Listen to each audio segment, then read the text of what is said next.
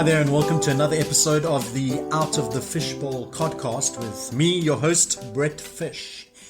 In today's episode, where we seek to take a look at one aspect of how the world is and how it might be, we are literally going to be talking metaphorically about literal diving. So hold on to your snorkels and get ready to take the plunge as we dive into Episode 2, Divers versus Divers. Yeah!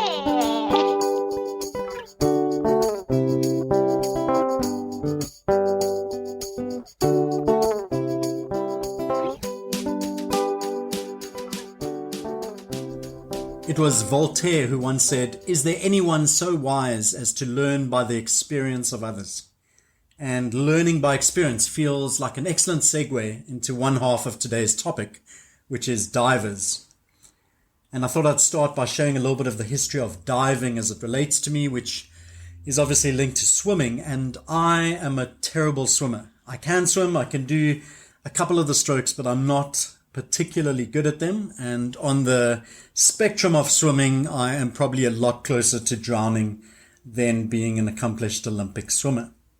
And in fact, that reminded me of an incident that happened to me as a child. When I was a young kid, we were on a camp, I think it was a church camp with my family, and somehow I was in the swimming pool area by myself and everyone else was at a meeting somewhere else. And I decided I wanted to go for a swim, and I ended up finding myself in a place where the pool was deeper than I'd anticipated. And so I was a little bit of a way below the surface, and I honestly thought that I was going to drown. And how I got out of that moment would probably have made amazing viral footage if it was done today and somebody caught it on cell phone. But I remember that when I hit the bottom of the pool, I just did this amazingly huge jump and managed to jump high enough to get my mouth out of the surface and take a deep breath and head down to the bottom of the pool again. Hit the bottom, just jumped. And I must have jumped 20, 30, 40 times, just slowly making my way away from the deep end. Every time, just getting slowly and slowly to an area where I could finally put my head above water. It was terrifying. I totally thought I was going to drown, but it was literally the only thing I could think of was jumping. And I think any other kind of snorkeling experience that I had as a kid was negative, because we maybe borrowed equipment from friends. We didn't live by the beach, so we'd go to the beach on holiday and borrow somebody's snorkeling equipment and put it on, and it would always be too big or too small, so it would be painful, or it would let in water and then the glass would get blurry and it would be impossible to see. And so anytime I kind of tried to put on snorkeling gear, it wasn't a positive experience for me. And so it wasn't something I looked towards. And then even thinking of a bit later in life, as a grown-up, I was part of a trip where we did the Orange River with a bunch of youth people, young people, also with the church. And there was one place called, I think it was called the Washing Machine. And it was a place where you go down a rapid and many people get knocked off in that particular spot. And what happens is it catches you up in a loop, and you're kind of just tumbling around underwater. And what they tell you is if that happens, you've just got to let go and it will kind of spit you out into the stream. But when it's happening, the last thing you want to do is let go. You're trying to swim against it. Everything just happens and you think you're going to die. And that happened to me. I got caught up in the washing machine, and what was probably about 3 seconds felt like about 8 minutes. And again, I saw my life flash round or in front of me in circles, and eventually I managed to just let go and it spat me out. And I remember that even though I was kind of late 20s and hanging out with a bunch of young people who were in high school, that moment kind of put the fear in me. And so I stayed in my canoe. I avoided some of the fun things that they did in other aspects and other parts of the river. And another time when I was in the ocean, I got caught in a bit of a riptide. And so I was swimming out furiously or trying to get out to the beach, and the wave just kept pulling me in and pulling me in and pulling me in. And I remember then again, like I finally managed to get out, but in the moment, I thought I was going to die. And so I'd had a number of those experiences. And so not super amped about water, not in a rush to go into kind of swimming or snorkeling experiences. And then just before the whole pandemic started, just before lockdown, my wife Val and I had this opportunity to go to the Philippines for 2 months. Now, Val grew up in the Philippines, and this was shortly after her mom died. She left us some money so that we were able to make a trip. Val was able to show me the place where she grew up, and we were able to make a decent trip of it. And the one day we were visiting a bunch of different places on the boat and stopping at each place, and they had an area where you could snorkel. And so I thought, well, let me give it a try. And I put on the snorkeling equipment, and this, if you chat to Val, she'll tell you it was one of her highlights of their entire trip. Was the moment I put my head under the water, I literally made a sound. There was like a scream, there was a gasp, and the only way I can describe it, which is what went through my mind, was a whole new world. A new fantastic point of view. Something like that, Aladdin style. But I put my head under the water, and this water was so clear and the snorkeling equipment was so good that I just saw these stunning coral reefs, this array of beautiful colors, some amazing fish happening all or swimming around us. And it was just this absolute delight that literally just took me by surprise. And my reaction, my response, my whole body, my voice was just, wow, this is phenomenal.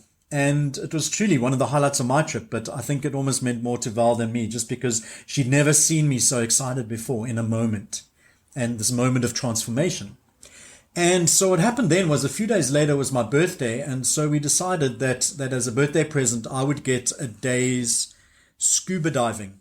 And that scuba diving was something I'd always kind of wanted to do in the back of my mind, but given my fear of swimming, my knowing I'm not a great swimmer, and my snorkeling and almost drowning incidents from the past, it was never something that I thought I would ever do. My older sister in America had done a scuba diving course, and she'd had some issues with her breathing, and so she hadn't made it. She didn't have a great instructor, and so I didn't have good feelings about it. But after that snorkeling moment, it was like, this is something I must try. But I was very nervous, I was very fearful.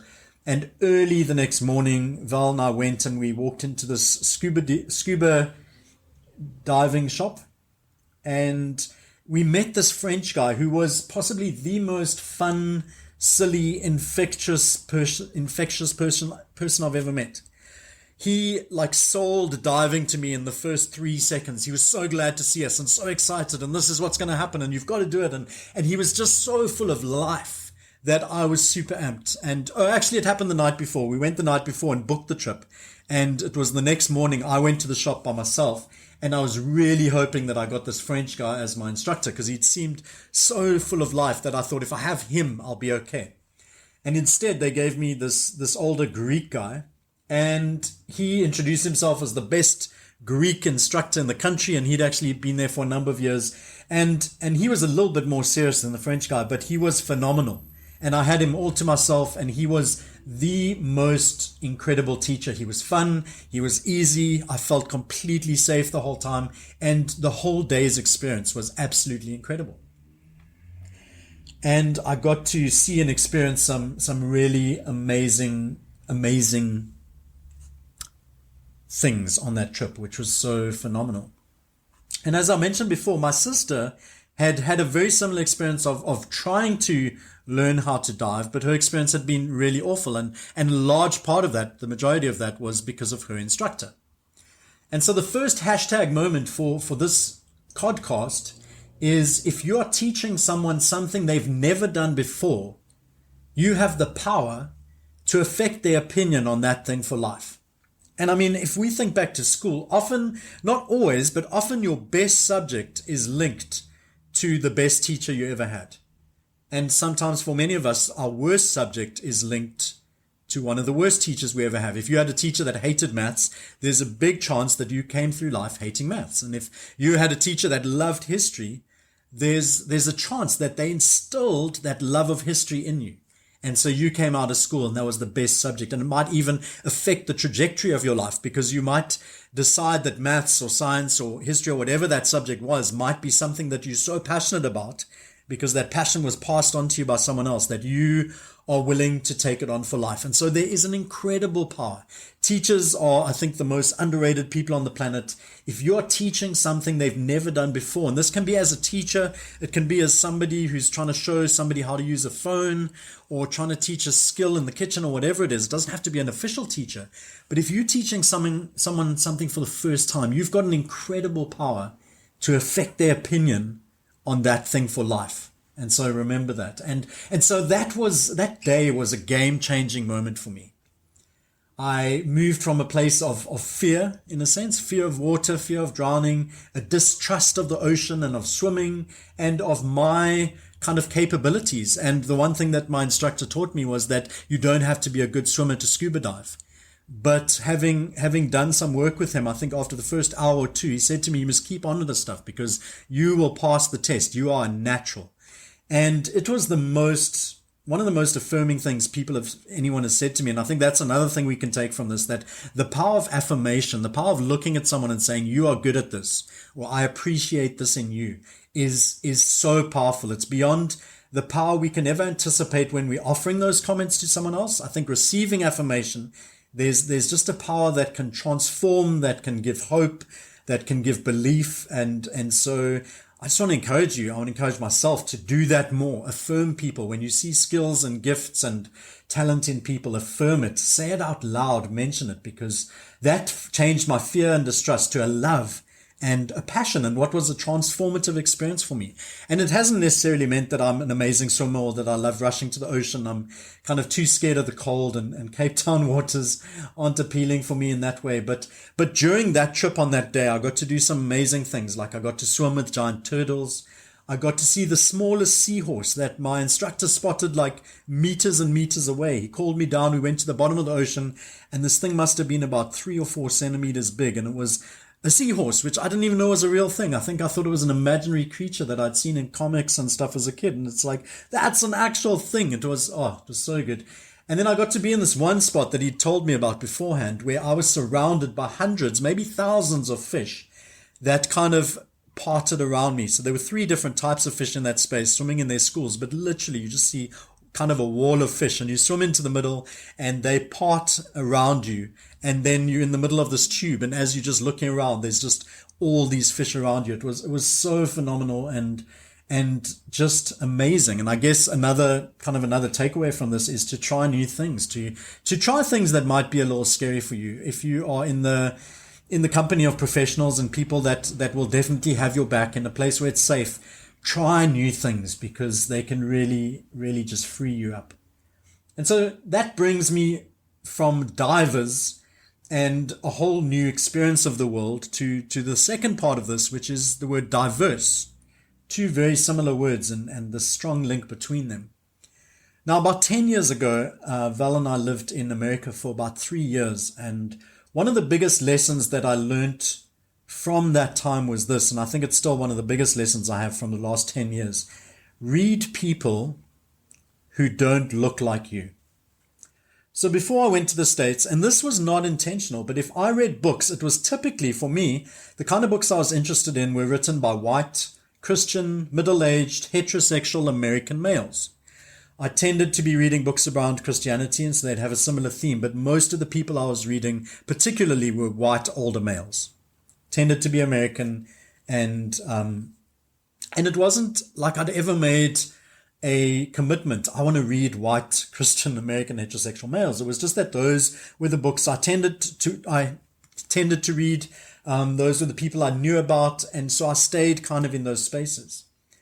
And then in America, this whole thing happened around the time that Trayvon Martin got shot, and the Black Lives Matter movement came into being, and I just really kind of got gripped by that. And I would describe myself as a lazy person. So if there's a piece of news, I'll maybe read the headline or I'll skim the article and kind of feel like I've got a grasp of it. And when this stuff started happening, Trayvon Martin, Eric Garner, and then just kind of a regular repetition of names that we all know so well of black lives that were killed, often by policemen and policewomen, and the whole Black Lives Matter movement started happening, I just had this desire to understand it and to read, and this compulsion to understand what it was about. And as I was looking for people to read, it just kind of happened that the people I came across tended in that area to be black or African American Christian women.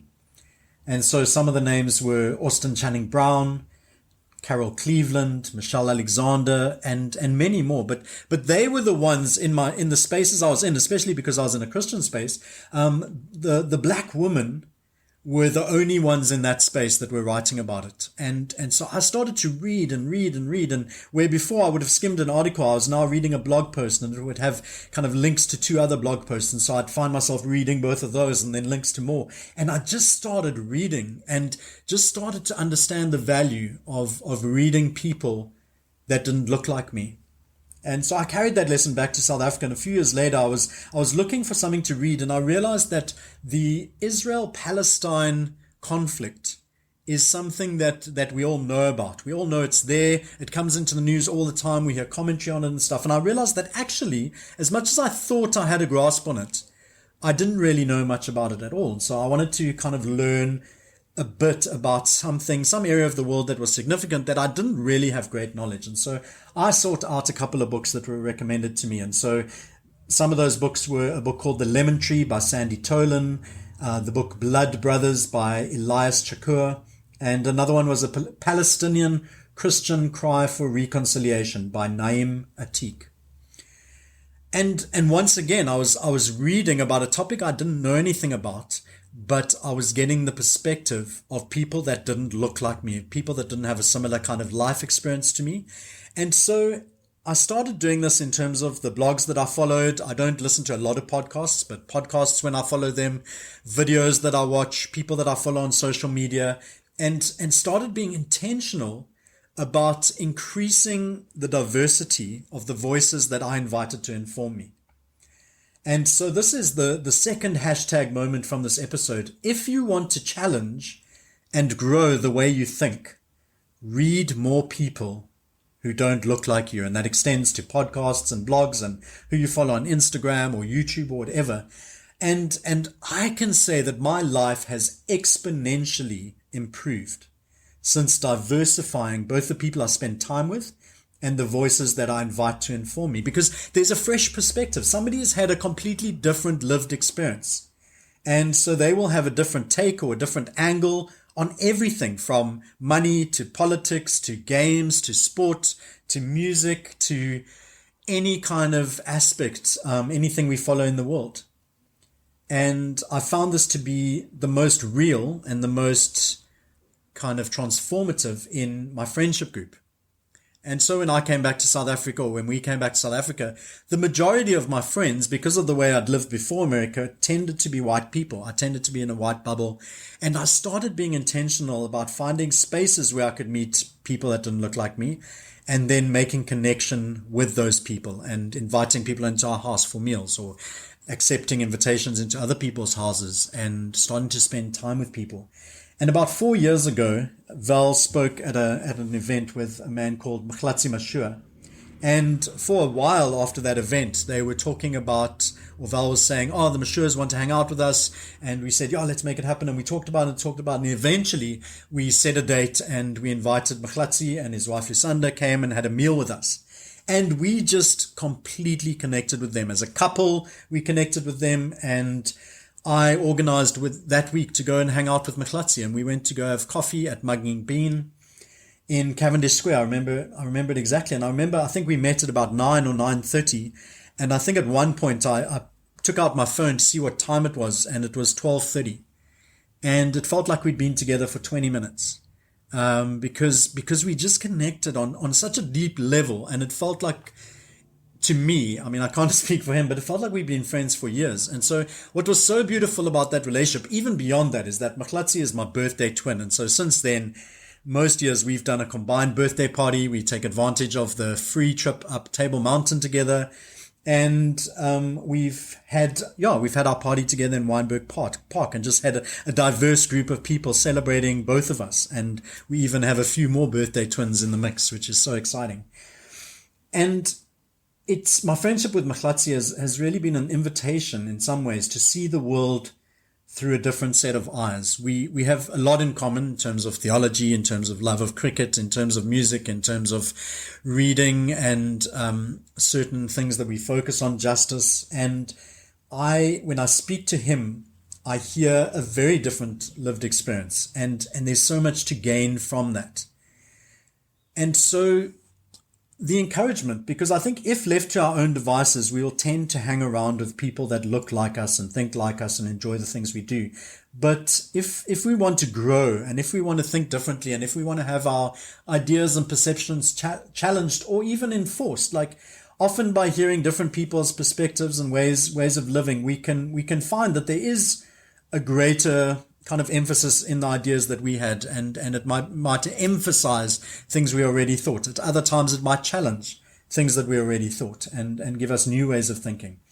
But it really is one of the most powerful things. And so the call to action from this week's episode is to change up the voices that inform you. And so if we think of the two words we looked at, the word divers, be open to new experiences. What is something that you haven't tried that you've always wanted to try, or maybe something that you've been a little too scared to try? And is there a safe space? Is there an opportunity? Is there someone you know that could welcome you into that space? Maybe it's a new dish that you want to prepare. Maybe it's a new experience. Maybe it's rock climbing, or it is jumping from a high rock into the water, or paragliding, or learning how to sew or make pottery or whatever. It could be 1,000 different things. Maybe it's trying a new sport or a new activity. So divers, be open to new experiences. And then the second one is diverse, be open to new people.